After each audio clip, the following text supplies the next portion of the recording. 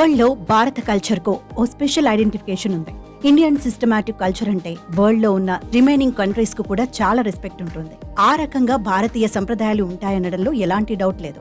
భిన్నత్వంలో ఏకత్వాన్ని పాటించే ఇండియా మారే సిస్టమ్ కు కూడా చాలా ఇంపార్టెన్స్ ఇస్తుంది. వరల్డ్ వైడ్ గా అన్ని కంట్రీస్ లో డిఫరెంట్ కల్చర్ ఉంటుంది. కానీ వరల్డ్ మొత్తం ఇండియా కల్చర్ ను చాలా ఇష్టపడుతుంది. ఎవరు ఒప్పుకున్నా ఒప్పుకోకపోయినా ఇది 100% ఫ్యాక్ట్. కానీ ఇండియా ఏం ఆలోచిస్తుంది? ఆచార సంప్రదాయాలను పాటిస్తూ రిమైనింగ్ కంట్రీస్ కు ఇన్స్పిరేషన్ గా ఉంటుందా, లేదా వెస్టర్న్ కల్చర్ ను అరువు తెచ్చుకుంటుందా?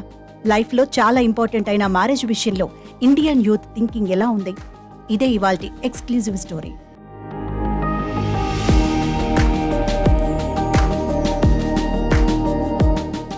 కాలం మారుతున్న కొద్దీ ఇండియన్స్ థింకింగ్ లో కూడా చేంజ్ వస్తోంది. భారత్లో మ్యారేజ్ సిస్టమ్ ను ఎంతో పవిత్రంగా భావిస్తారు.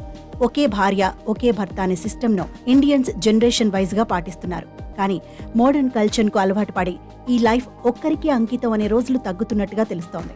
ఇండియన్స్ ఇండియన్ మ్యారేజ్ కల్చర్ ను సైడ్ ట్రాక్ లో వేసి వెస్టర్న్ కల్చర్ ను అలవర్చుకుంటున్నారని ఓ సర్వేలో తేలింది.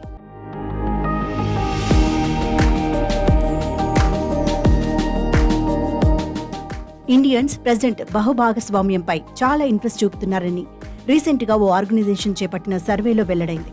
అయితే సుమారుగా 1500 మంది వివాహితుల్లో చేసిన సర్వేలో ఆల్మోస్ట్ 60% మంది తమ భాగస్వాములను చేంజ్ చేసుకోవడాన్ని ఇష్టపడుతున్నారని తెలుస్తోంది.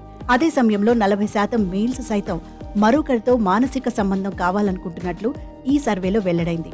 ఇక లేడీస్ విషయానికి వస్తే ఫ్లర్టింగ్ పై 36% ఇంట్రెస్ట్ చూపిస్తున్నారని, జెంట్స్ మాత్రం 35% ఇంట్రెస్ట్ గా ఉన్నారని తెలుస్తోంది.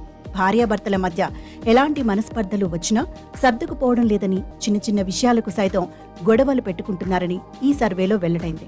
ఒకరినొకరు ద్వేషించుకోవడంతో పాటు ఇన్సల్ట్ చేసుకుంటున్నారని, దీనివల్లే వివాహేతర సంబంధం ఏర్పరచుకుంటున్నారని తెలుస్తోంది.